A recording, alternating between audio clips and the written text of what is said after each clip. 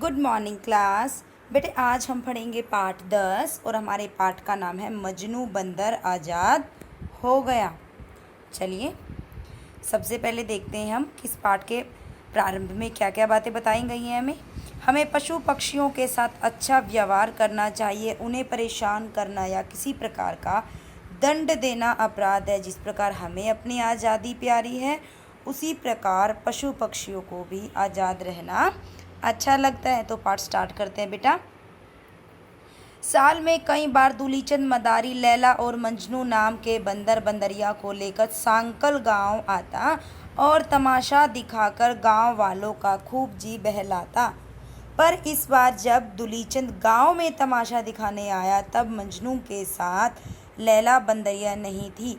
दूलीचंद ने बताया कि लैला मर गई, अब मजनू अकेला था। फिर दूलीचंद की डुगडुगी बजने लगी और मजनू बंदर करतब दिखाने लगा।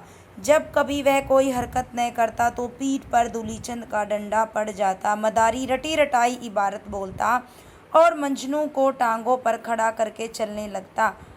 कुलांचे खाता, शीशा उठाकर छोटे से पटरे पर बैठ जाता, कंघी से बाल बनाता, टोपी पहनता उतारता, सब कुछ ऐसे करता जैसे चाबी भरा खिलौना हो। करतब दिखाने के बाद जब मजनू कटोरा लेकर पैसे मांगता तो कोई पैसे देकर जाता, कोई चुपचाप खिसक जाता। इस तरह दूलीचंद और मजनू का जीवन चल रहा था। संकल गांव में डेरा डाले अभी 3 ही दिन हुए थे कि एक दिन दूलीचंद घबराया हुआ मुखिया जी के पास आ पहुंचा। उसका मजनू गले से रस्सी निकालकर भाग गया था।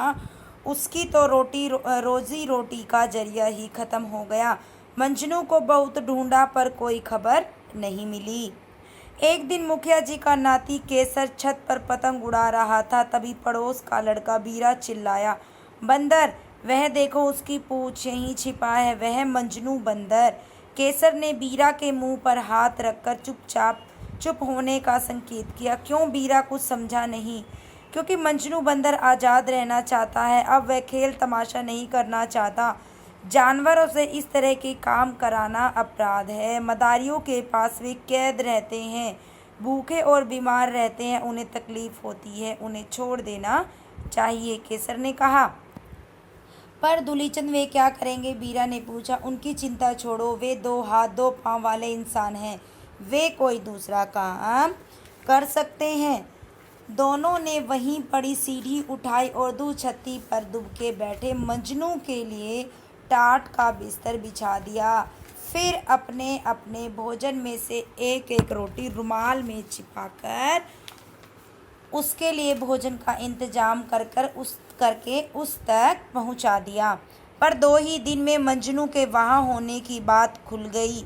मुखिया नाना ने केसर को समझाया, बेटा वह दूलीचंद का जानवर है, हमें उसे सौंप देना चाहिए, उससे ही उसकी रोजी रोटी है। केसर ने नाना जी के सामने अपनी बात रखी। नाना जी, मजनू वहाँ खुश नहीं है, उसे भी तो आज़ाद रहने का हक है। हम क्यों उसे इस तरह का जीवन जीने पर मजबूर करें? क्योंकि देखो बेटा, हमें भी क्या होता, अगर हमें कोई पाबंदी में रखेगा तो हमें भी पसंद नहीं होता ना। तो इसलिए जो जानवर है, पशु पक्षी है, उनको भी खुले रहना, स्वतंत्र रहना अच्छा लगता है। हम क्यों उसे इस तरह का जीवन जीने पर मजबूर कर रहे हैं? क्यों न हम दूलीचंद चाचा को कुछ पैसे देकर और कोई काम धंधा कराने को कहें। इस तरह हम मजनू को आज़ादी देंगे और उसे भूख और तकलीफ से बचाएंगे। नाना जी केसर की सोच से बहुत खुश हुए और बोले, वाह, हमारा बच्चा बड़ी बड़ी बातें जानता है, समझता है, चलो ऐसा ही करते हैं। उन्होंने दूलीचंद को बुलाकर गांव में चाय की दुकान खुलवा दी। दूलीचंद खुश था, अब उसे इधर उधर भटकना नहीं पड़ता था। और सबसे खुशी की बात यह है कि अब मजनू बंदर आज़ाद हो गया था। अब इसके बाद इसके शब्दार्थ हैं बेटा, तो ठीक है ना। हमें किसी भी जानवर को, पशु पक्षियों को बेटा कैद करके नहीं रखना चाहिए, ठीक है। वो भी खुला जीवन जीना चाहते हैं, उनको आज़ाद रहना अच्छा लगता है, ठीक है। हमें पशु पक्षियों के साथ अच्छा व्यवहार करना चाहिए।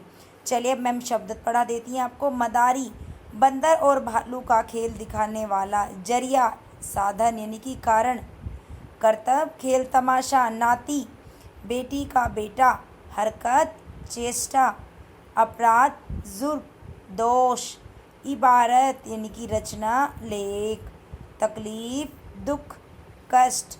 मुखिया, गांव का प्रमुख व्यक्ति। इंतजाम, प्रबंध। वीडियो को देखकर चैप्टर को समझना है, ठीक है बेटा। Okay, bye class.